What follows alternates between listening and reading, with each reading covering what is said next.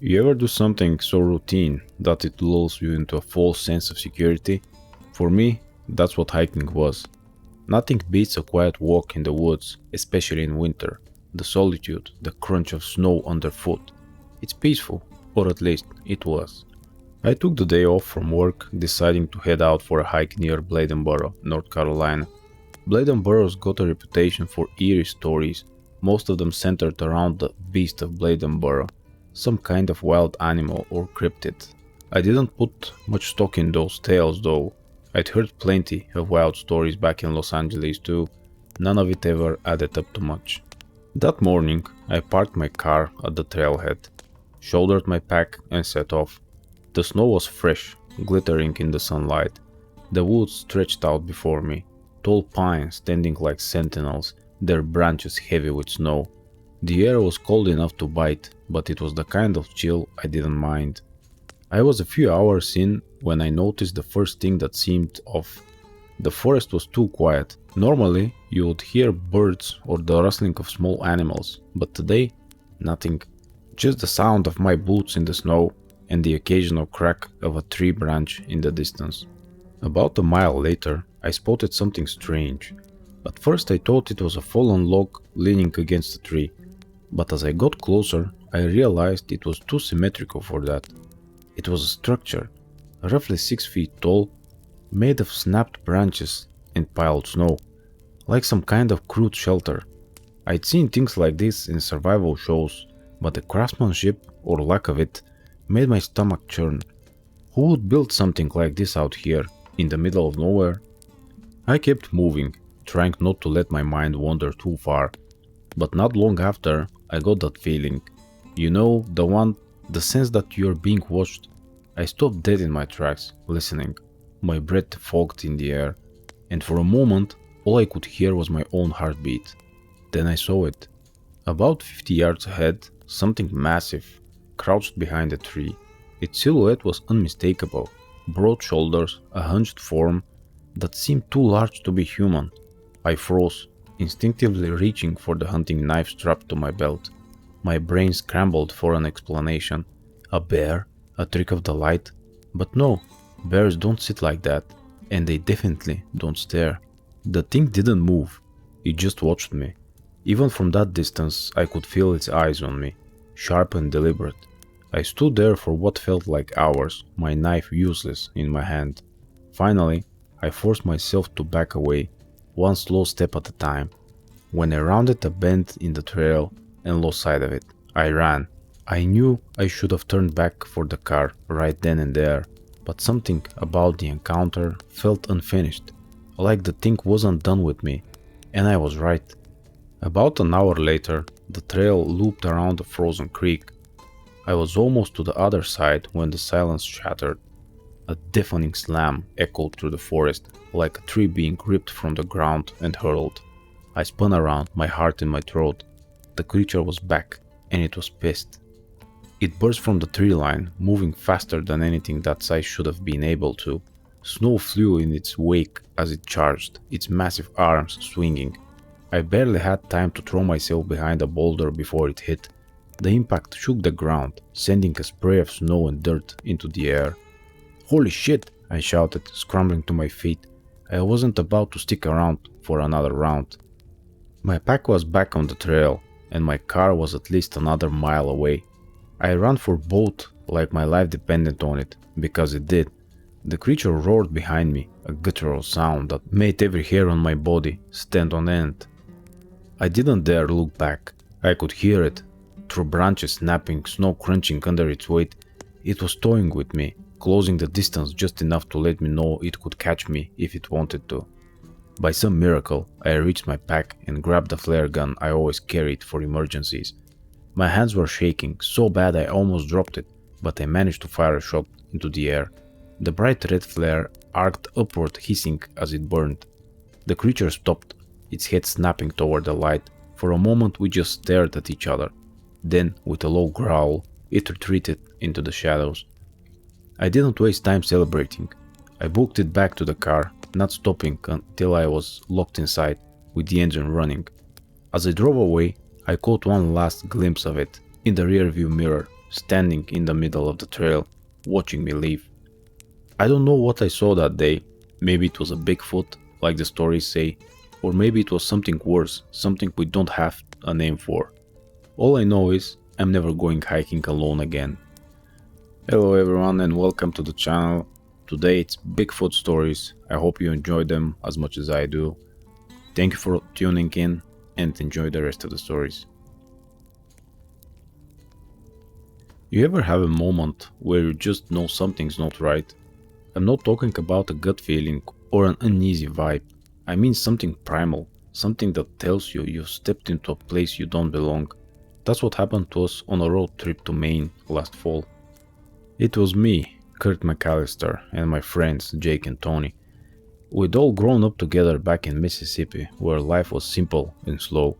I'd gotten into MMA fighting, Jake worked construction, and Tony was an auto mechanic. But despite our different paths, we'd always made time for these trips. Just a group of guys, a dog, my old hound Gus, and the open road. We decided on Maine this time, lured by the promise of stunning foliage and coastal charm. The plan was to drive up, camp for a couple of nights, and just unwind. The first few days went smooth. We fished, joked around, and drank a bit too much. But everything shifted when we decided to take a detour into a more remote area. Jake had heard about a trail deep in the woods, not far from the town of Greenville, and thought it'd be worth checking out. It had been raining on and off all day, the kind of persistent drizzle that soaks through your clothes no matter what. By the time we reached the trailhead, the sun was dipping low, casting long shadows through the pines. The place felt different, quiet. Even Gus, usually eager to chase after anything that moved, stayed close to my side. The first sign that something was off came about an hour into the hike. Gus stopped dead in his tracks, his ears up, tail stiff. He let out a low growl, staring into the trees. "What is it, boy?" I whispered, scanning the woods. I didn't see anything, but I couldn't shake the feeling of being watched. Jake laughed it off. "Probably a deer or something. Come on, let's keep moving." We pushed on, but the tension lingered. Then we saw it, high up in the trees. Something was moving. At first I thought it was just the wind shaking the branches, but then I realized it was too deliberate, too controlled. Whatever it was following us, staying just out of sight. Tony caught my arm. "Did you see that?" "Yeah," I said, my voice low. "Something's up there." We decided to turn back, but the feeling of being watched only intensified. Every so often, Gus would growl or bark, always at the same spot behind us. The rain picked up, making it harder to see, and soon the trail became a muddy mess. By the time we reached the car, we were soaked and on edge. We should have left right then, but Jake, being Jake, wanted to stay and figure out what we'd seen. "You've heard the stories, right?"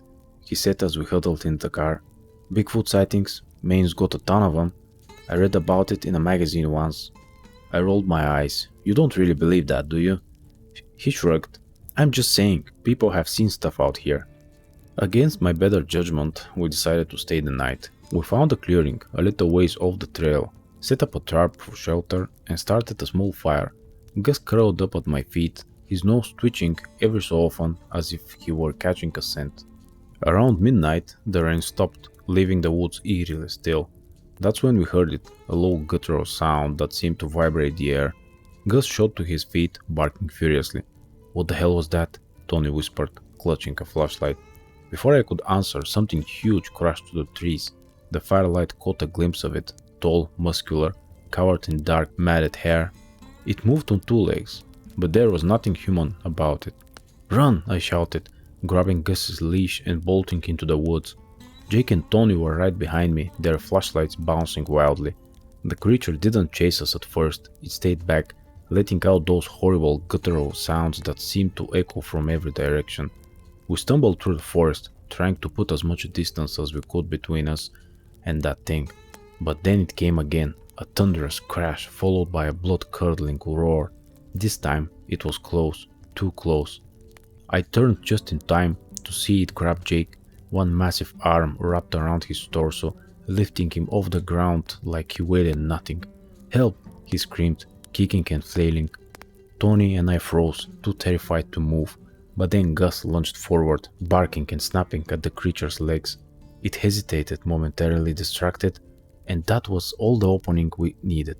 Tony grabbed the fallen branch, swung it with all his might, and hit the creature square in the side. It dropped Jake, who scrambled to his feet, gasping for air. "Run!" I shouted again, and this time we didn't stop. We tore through the woods, ducking branches and slipping in the mud. The creature's roars faded behind us, but we didn't slow down until we saw the glint of the car in the moonlight. We piled in, slamming the doors and locking them. I started the engine, and we peeled out of there, the tires kicking up mud and gravel. No one said a word for a long time. Gus sat in the back seat, still growling softly, his eyes fixed on the woods. Finally, Jake broke the silence. "You think anyone's gonna believe us?" I shook my head. "Doesn't matter, we got out, that's all that counts." We didn't talk much on the drive back to town. What was there to say? We'd come face to face with something we couldn't explain, something that wasn't supposed to exist, and we'd survived, barely. You ever seen a horror movie where the characters do all the wrong things? They hear a noise in the woods and instead of running they decide to check it out? That's what I kept thinking about when I was out there. It's one thing to see it in a movie, it's another to live it. Let me back up. My name's Stallone, and I'm a lumberjack from Los Angeles. I've been around plenty of forests, climbed more trees than I can count, and dealt with my fair share of wildlife. I've also got a soft spot for Warhammer 40k, not that it has anything to do with what happened, but you'll see why I bring it up. This all started last autumn when a group of friends convinced me to take a camping trip in Louisiana. I figured, why not? The swamps and bayous are about as far from my usual work environment as it gets. I was picturing some fishing, a few beers, and a break from the grind. The weather wasn't promising. Storm warnings were already in place, but we were stubborn and thought we could handle it. The first day wasn't bad. We set up camp by a shallow bayou, the kind of place that's postcard perfect when the light hits it right. But by late afternoon, the wind picked up and the air got heavy, like the storm was biding its time. We decided to call it an early night. It was just past midnight when I first noticed something was off. I woke up to sound of branches snapping. Not little twigs, but thick branches, like someone or something was moving through the trees. At first I thought it might be a black bear, but then I remembered something I'd seen in a low-budget horror movie about Bigfoot. The sound design in that movie was unsettling, the heavy thuds and deliberate pacing. That's what it sounded like outside our tent. I peeked out of the tent flap. The storm had started, but it wasn't in full swing yet. The wind was enough to make the trees sway, but I swear there was something standing just beyond the firelight. A shadow too tall and broad to be a person. I froze, my breath catching in my throat. "Stallone, what is it?" my buddy Marcus whispered from his sleeping bag. "I don't know," I lied, not wanting to freak anyone out. The shadow moved, slowly, deliberately. Whatever it was circling the campsite, staying just out of sight. The hairs on my back of my neck stood on end. "We're not alone," I finally admitted. We grabbed what we could, flashlights, a couple of hunting knives, and a hatchet I'd brought for chopping firewood. We figured we'd scare off whatever it was and wait out the storm in the tents. But when we stepped outside, the thing was gone. The next morning we debated whether to leave, but Marcus and Alex, the other guy in the group, thought we were overreacting. "Probably just a deer or something," Alex said. I wanted to argue, but part of me wanted to believe him, so we stayed. Big mistake. The second encounter came just as the storm really hit. Rain was coming down in sheets and the wind howled through the trees. We'd huddled under a tarp trying to stay dry when Gus, our other friend, suddenly stood up. "Do you hear that?" he asked. It was faint at first, a low guttural growl that seemed to come from everywhere and nowhere at once. Then in a flash of lightning we saw it. Bigfoot. There is no other way to describe it. It stood at least 8 feet tall, covered in dark matted hair, with eyes that glowed in the lightning's afterglow. And it wasn't just standing there, it was watching us, studying us. "Run!" Marcus shouted, but before we could move, the thing let out a roar that made my bones vibrate. It charged. Alex was closest, and it grabbed him before he could react. One swipe of its massive arm and he was gone. Just like that. No scream, no struggle. It was as if the storm swallowed him whole. We scattered. I don't even remember how I ended up in the thick of the woods, slipping and sliding in the mud. The others were nowhere in sight. My flashlight flickered, barely cutting through the downpour, and I realized I was completely alone. Or so I thought. The growling came again, closer this time. I ducked behind a fallen tree, clutching the hatchet so tightly my knuckles turned white. I could hear it moving, its heavy footsteps squelching in the mud. I held my breath, praying it wouldn't find me. Then, by some miracle, or sheer dumb luck, the storm seemed to cover my scent. I waited until the footsteps faded, then crept back toward the campsite, moving as quietly as I could. When I got there, Marcus and Gus were already packing up. They'd seen what happened to Alex and decided enough was enough. We grabbed whatever we could carry and made a break for it, leaving the rest behind. The walk to the nearest road felt like an eternity. The storm hadn't let up, and every shadow looked like it was about to come alive. But we didn't stop, not even when we heard the growling again, faint but unmistakable. We finally reached a small town at the edge of the woods, soaked to the bone and shaking like leaves. We tried to explain what happened, but who's going to believe a story like that? All I know is I'm never setting foot in those woods again. I've always been the kind of guy who loves a challenge, both on and off the clock. Being a firefighter in Chicago has that effect on you. It's intense, and you never know what the next day will bring. But when my buddy suggested a winter hike in the Blue Mountains, I was all in. Something about the crisp cold air and the quiet of the wilderness sounded like the perfect escape. The group consisted of me, Marcus, an outdoorsy type who could probably identify every plant we passed, Joey, who was more into hiking for the Instagram pictures than anything else, and Pete, the skeptic who'd argue with a tree about its height if he thought it was lying. We picked a sunny day, rare for winter, and the mountains were stunning. The snow blanketed everything, making the forest look like something out of a fairy tale. But in hindsight, it wasn't a fairy tale we were walking into, it was a nightmare. About halfway through the hike, the first sign of something unusual appeared. It was Joey who noticed it. "Hey, check this out," he called, pointing to a set of tracks in the snow. They were massive, much larger than any animal tracks I'd ever seen. "Maybe a bear," Marcus suggested, though even he didn't sound convinced. "Bears don't have toes like that," Pete said, crouching down for a closer look. He was right. The tracks looked almost human, but were far too large, with deep impressions that suggested something heavy had passed through.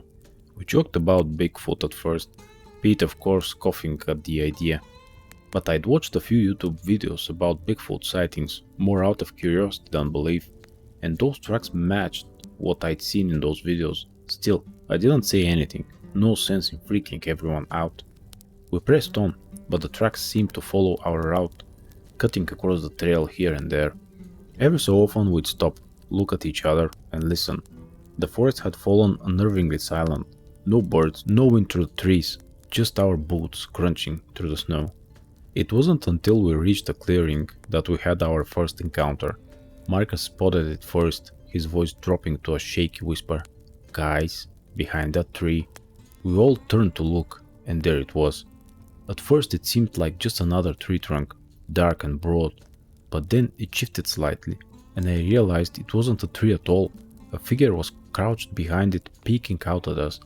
It was enormous, easily over 7 feet tall, covered in shaggy dark fur that blended into the shadows of the forest. "Is that—" Joy started, but his voice trailed off. We froze, unsure of what to do. The creature didn't move, just stared at us with dark, unblinking eyes. There was an intelligence in the gaze, something calculating and predatory. "Let's go," Marcus whispered, his voice tight with fear. We slowly backed away, trying not to make any sudden movements.